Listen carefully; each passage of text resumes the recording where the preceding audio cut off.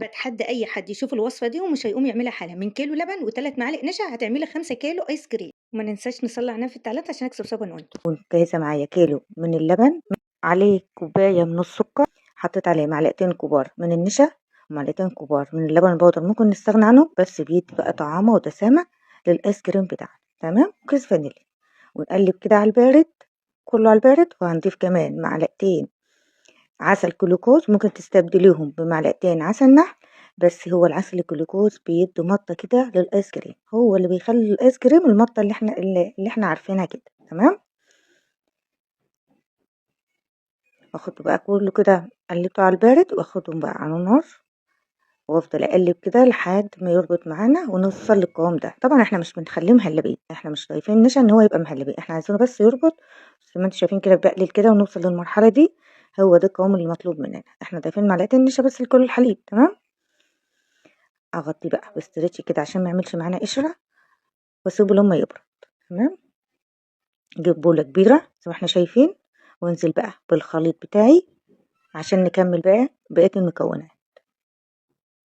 هنا كوبايتين كبار من كريم شانتيه الخام بدون سكر، وهنا كوباية من اللبن ساقع طبعا عشان الكريم، بالمضرب بتاعنا الكهربائي، ونشتغل بقى نضرب الخليط بتاعنا كله ببعضه كده عشان الكريمة تتماسك كلها مع بعضها وتبقى جميلة. تمام،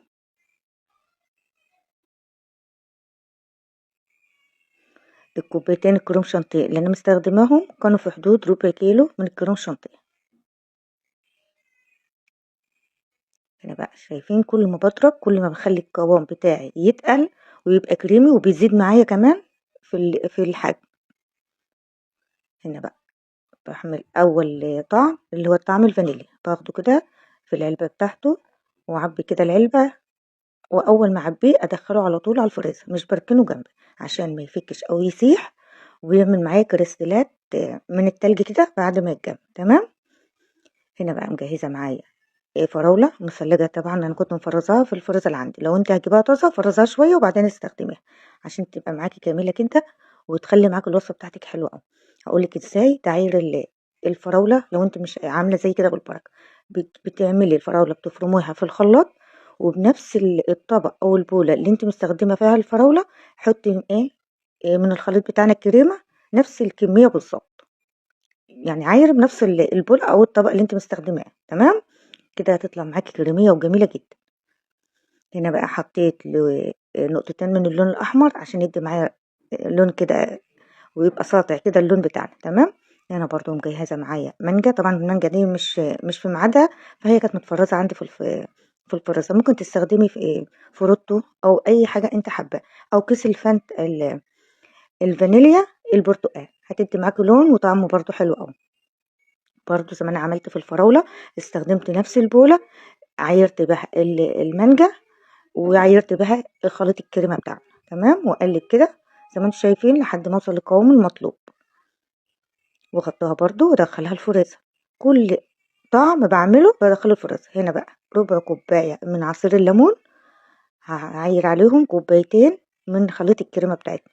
عصير الليمون طبعا انا عاملاه زي العصير بتاعنا العادي، زي ما احنا بنعمل نحط الليمون ونحط عليه ميه وسكر، بس انا بدل ما بنزود بقى ميه كتير، انا حطيت الليمونتين وعليهم ربع كوبايه من الميه وعليهم معلقتين سكر وضربتهم عشان ما يبقاش معايا مراره ولا مزازه خالص. تمام، وصفيته كويس وبعدين حطيته هنا.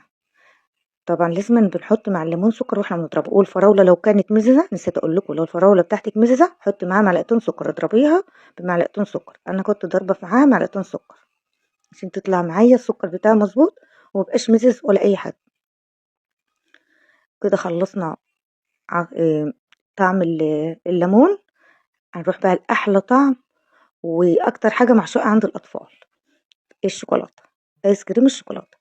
هنا معلقة كبيرة من الكاكاو الخام، ولو عايزين نعزز الطعم معلقة نوتيلا، معلقة شوكولاتة. أنا كان عندي شوكولاتة سيحتها في معلقتين لبن، غليت اللبن وحطيت فيها الشوكولاتة وقلبتها وسبتها لما هدت، ونزلت بيها كده زي ما انتم شايفين، هو دوبك كده بس درجة حرارة المطبخ مش اتجمد، ونزلت بيها كده وضربتها على طول في الخليط بتاعي نزلت بيه في البولة. تمام، زي ما انا قلت لكم ممكن تحطوا نوتيلا، تحطوا اي حاجة متوفرة عندكم، طعم شوكولاتة ضيفوه. هنا بقى كان عندي شوكليت شيبس، حبيت احطه كده على الوش، بيدي معاك قرمشة بقى جميلة جدا. طبعا انا حطيتهم في الفريزر كله الأطعم، باتوا معايا ليلة كاملة او 6 ساعات، تمام، او على حسب ما يربط معاك.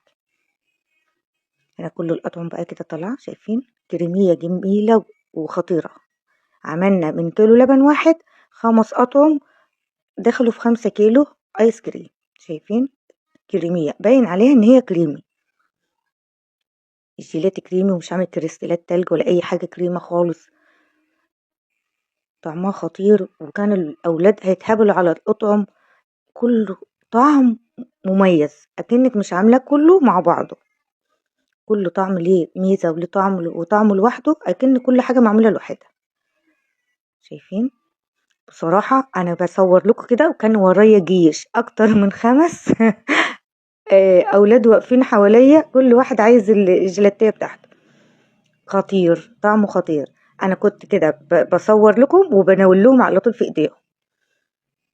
شايفين؟ البسكوتة دي طبعا جايبينها من محلات الايس كريم، بتشتريها منهم قطعي كده. البسكوتة ب2 جنيه ب3 جنيه على حسب ما بتبقى ايه موجودة. وفي البولة بتاكلوا بقى، في البولة في البسكوتة، طعمه خطير جدا جدا جدا. جربوه، قولوا لي رأيكم. متنسوش اللايك بقى للفيديو، وتعليق حلو كده لو بحرف، ونصلي على النبي في التعليقات. شايفين؟ ناعم وكريمي جدا. والسلام عليكم ورحمة الله وبركاته.